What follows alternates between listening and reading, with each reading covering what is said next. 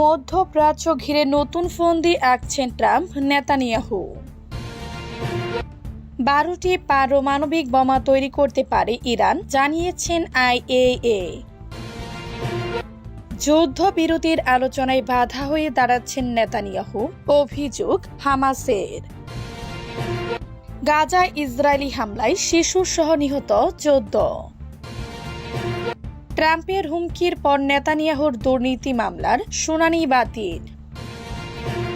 ধ্বংসস্তূপের নিচে ফজরের নামাজ আদায় করি জনসমক্ষে এসে আলী শামখানি। এতক্ষণ শুনছিলেন বিশ্ব আলোচিত খবরের সংবাদ শিরোনাম। এবার বিস্তারিত। আমাদের খবরটি যদি ভালো লেগে থাকে অবশ্যই লাইক, কমেন্ট, শেয়ার করতে ভুলবেন না। 12টি পারমাণবিক বোমা তৈরি করতে পারে ইরান। ইরানের কাছে বর্তমানে প্রায় 12টি পারমাণবিক বোমা তৈরির জন্য যথেষ্ট পরিমাণে সমৃদ্ধ ইউরেনিয়াম রয়েছে। তবে দেশটি এখনো কোনো বোমা তৈরি করেনি বলে জানিয়েছেন আন্তর্জাতিক পরমাণু শক্তি সংস্থার আইএইএ মহাপরিচালক রাফায়েল গ্রোসি। বৃহস্পতিবার ফ্রান্স ইন্টার রেডিওকে দেয়া এক সাক্ষাৎকারে গ্রোসি বলেন, সম্প্রতি যুক্তরাষ্ট্র ও ইসরায়েলের বিমান হামলায় ইরানের পরমাণু স্থাপনাগুলো মারাত্মকভাবে ক্ষতিগ্রস্ত হলেও সেগুলো এখনো কার্যকর রয়েছে।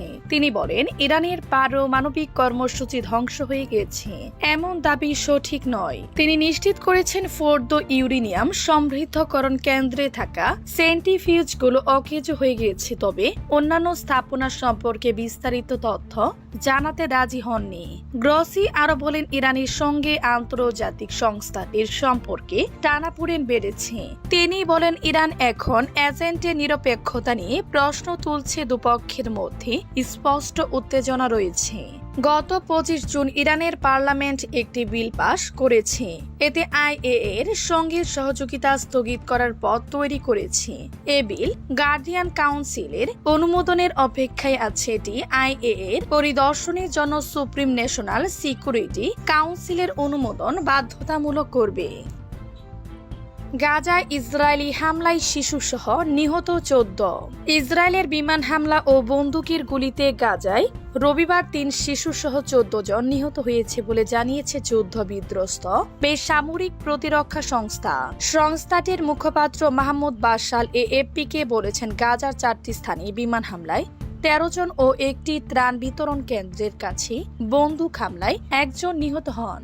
বাশাল আরো বলেন, গাজার জেইতুন এলাকার একটি বাড়িতে বিমান হামলায় বাড়িটি সম্পূর্ণভাবে ধ্বংস হয়ে 2 শিশু নিহত হয়। আব্দুল রহমান আজম নামের ওই পরিবারের একজন এএফপিকে বলেন, বিস্ফোরণের শব্দ শুনে দ্রুত ছুটে গিয়ে আগুন দেখতে পায়। বাড়িটি সম্পূর্ণ ধ্বংস হয়ে গিয়েছে। আমরা সেখান থেকে শহীদ 2 শিশু ও 20 জন আহতকে উদ্ধার করেছি। তারা সতর্ককরণ ছাড়াই ক্ষেপণাস্ত্র হামলা চালিয়েছে। আমরা প্রতিদিন আতঙ্ক নিয়ে ঘুমাতে যাই, জানি না জীবিত অবস্থায় ঘুম থেকে উঠতে পারবো কিনা। অন্যদিকে বাসাল বলেন, দক্ষিণ অঞ্চলের খান ইউনিস শহরের একটি আশ্রয় তাঁবুতে ড্রোন হামলায় 1 শিশু সহ 5 জন নিহত হয়েছে এবং রাফা শহরের একটি ত্রাণ বিতরণ কেন্দ্রের কাছে বন্দুক হামলায় ত্রাণের জন্য অপেক্ষমান 1 জন নিহত হয়েছেন। এই হামলা সম্পর্কে মন্তব্য না করলেও তারা 2023 সাল থেকে চালান অভিযানে হামাসের সশস্ত্র ব্যবস্থাকে ভেঙে ফেলতে কাজ করে যাচ্ছে বলে এএফপিকে বলেছে ইসরায়েলের সেনাবাহিনী। এদিকে রবিবার গাজার উত্তর অঞ্চলের কিছু অংশ দ্রুত খালি করার নির্দেশ দিয়েছে ইসরায়েলি সেনাবাহিনী। সামাজিক যোগাযোগ মাধ্যম এক্সে প্রকাশিত এক বিবৃতিতে ইসরায়েলের সামরিক মুখপাত্র অভিজয় আদ্রে বলেন, এই এলাকাগুলিতে সেনাবাহিনী তীব্র শক্তির সঙ্গে কাজ করবে এবং সন্ত্রাসী সংগঠনগুলির সক্ষমতা ধ্বংস করার জন্য এই সামরিক অভিযানগুলি তীব্র এবং প্রসারিত হবে। তিনি ওই এলাকার বাসিন্দাদের দ্রুত দক্ষিণের দিকে সরে যেতে বলেন। মধ্যপ্রাচ্য ঘিরে নতুন ফন্দি আঁটছেন ট্রাম্প নেতানিয়াহু। গাজা আগ্রাসন বন্ধে মার্কিন প্রেসিডেন্ট ডোনাল্ড ট্রাম্পের সঙ্গে একমত হয়েছেন ইসরায়েলের প্রধানমন্ত্রী বেনিয়ামিন নেতানিয়াহু। আর এর জন্য বিতর্কিত আব্রাহাম চুক্তি সম্প্রসারণে কাজ করছেন তারা। হামাসকে বিতাড়িত করে গাজার শাসনভার 4টি আরব দেশের হাতে তুলে ধরার প্রস্তাব রয়েছে তাদের। শুক্রবার এক প্রতিবেদনে এমনটাই দাবি করেছে টাইমস অফ ইসরায়েল। প্রতিবেদন অনুযায়ী গাজা যুদ্ধ বন্ধের শর্ত হিসেবে হামাসকে গাজা থেকে সম্পূর্ণরূপে বিতাড়িত করতে চান ইসরায়েলের প্রধানমন্ত্রী বেনিয়ামিন নেতানিয়াহু ও তার ঘনিষ্ঠ বন্ধু মার্কিন প্রেসিডেন্ট ডোনাল্ড ট্রাম্প। তাদের পরিকল্পনা অনুযায়ী যুদ্ধ বিধ্বস্ত উপত্যকাটির শাসন ভার সামলাবে 4টি আরব দেশ। ইরান ইসরায়েল যুদ্ধবিরতির পর এবার মধ্যপ্রাচ্য নিয়ে নতুন করে ভাবছেন নেতানিয়াহু ও ট্রাম্প। এ নিয়ে ফোনালাপ হয়েছে তাদের মধ্যে, যেখানে যুক্ত ছিলেন মার্কিন পররাষ্ট্রমন্ত্রী মার্কো রুবিও ও ইসরায়েলি কৌশল মন্ত্রী রন ডারমারো। পরিকল্পনা অনুযায়ী 2 সপ্তাহের মধ্যে গাজা যুদ্ধ শেষ করার লক্ষ্যে অগ্রসর হতে পারে ইসরায়েল। সেই পরিকল্পনায় গাজা থেকে হামাসকে বিতাড়িত করে 4টি আরব দেশের যৌথ শাসনের প্রস্তাব রয়েছে। তালিকায় আছে সংযুক্ত আরব আমিরাত ও মিশর। বাকি 2 দেশের নাম প্রকাশ করা হয়নি। একই সঙ্গে গাজা পুনর্গঠনের অংশ হিসেবে যেসব ফিলিস্তিনি অভিবাসন চাইবেন তাদের গ্রহণ করবে একাধিক দেশ। ট্রাম্পের হুঁশিয়ারির পর নেতানিয়াহুর দুর্নীতি মামলার শুনানি বাতিল।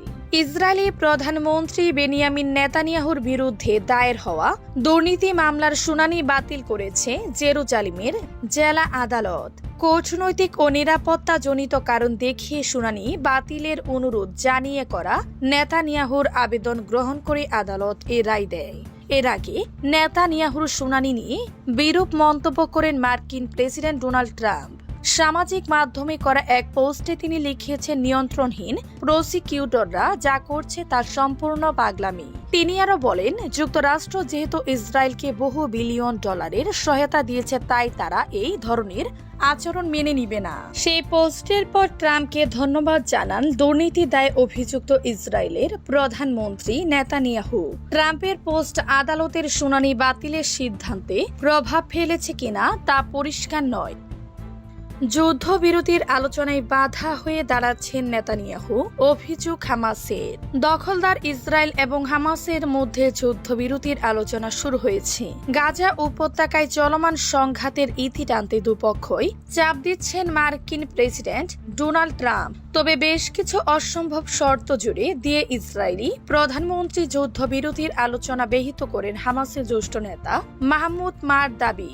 খবর আল জাজিরার। হামাসের এই জ্যেষ্ঠ নেতা নিজের টেলিগ্রাম চ্যানেলে বলেছেন, অতীতে সম্মতি দিয়েছেন এমন অনেক বিষয় এখন বেঁকে বসেছেন নেতানিয়াহু। এমনকি নেতানিয়াহুর আধো জিম্মিদের ফেরানোর ইচ্ছা রয়েছে কিনা তা নিয়েও প্রশ্ন তুলেছেন মারদাবি। তার দেয়া তথ্য অনুযায়ী যুদ্ধবিরতির এক পর্বে মাত্র 10 জন জিম্মিকে ছাড়িয়ে নেয়ার ব্যাপারে আগ্রহী ইসরায়েলি প্রধানমন্ত্রী। তিনি একবারে সব জিম্মিদের ফিরাতে রাজি নন। মারদাবি বলেন, নেতানিয়াহু দাবি করেছেন তিনি জিম্মিদের চুক্তির আওতায় মুক্তি পাওয়ার জন্য নাম নির্বাচন প্রক্রিয়ায় জড়িত নন। তিনি মিথ্যা বলেছেন, তিনি কোনো চুক্তি চান না।